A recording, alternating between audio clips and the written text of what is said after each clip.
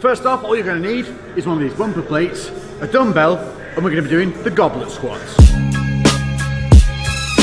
Goblet squats are a really simple and versatile movement that allow you to get a lot of depth and a lot of range on a squat to completely and utterly target the quads. This is one about control, close legs, keeping the dumbbell close to the chest. It helps maintain core strength as well, as you have to maintain your upright position by keeping your rib cage down, core engaged. We're looking to drive through the heels, stop the feet from rocking, and we're also going to get a nice deep stretch at the bottom.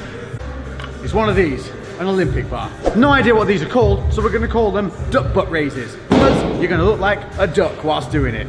You're going to keep the bar behind the legs. You're going to bend over, letting your knees bend and keeping a neutral spine. You're going to engage your core, keeping the ribs down. If it helps, take a big breath in, and that's going to help neutralize that spine if you feel like you're wobbling a little bit. Then exhale with the movement. What you're going to do is press from palms to the ceiling with the bar out and behind.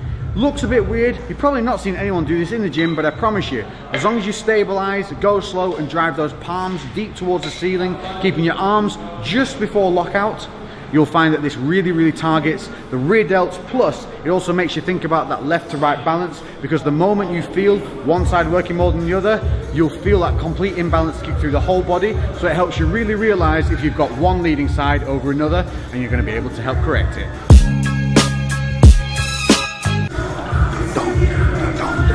Everybody wants big biceps, but to get big arms, you're going to have a little bit of control, and weight is not always what's necessary to create a great peak. What I'm going to show you here is known as the Zottman curl. The idea of the Zottman curl is you basically put two movements into one. You're going to target the bicep and the forearm during this motion, plus it's quite nice on the joints. The idea being, you're going to curl up with a standard bicep curl, keeping those shoulders back, chest up, rib cage down. As you get to the contraction point at the top, keeping the elbows fixed, we're going to turn them over, and that turns it now into an overhand curl, and we're going to fight that eccentric phase all the way down, engaging biceps, triceps, not allowing that shoulder to kick forward, all the way down to the bottom where we're going to scoop it back up into that normal bicep curl. Flowing through one to the other, both arms at the same time. This is a fantastic exercise for helping build that peak, plus a little bit of forearm detail.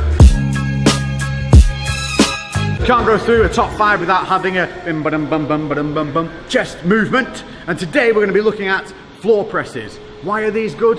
These are good because what they do is allow you to have a very solid, rigid start point. It allows you to really feel left to right. You're going to work with dumbbells, but you can also do this with a barbell from the floor. Just be careful not to choke yourself to death. The idea is being you're going to set your arms in the start position. From the floor, you're going to explode up, squeeze at the top, and then fight the eccentric phase of the motion, slow all the way down. And what you should be aiming for here is to feel each elbow and tricep touch the floor at an equal time.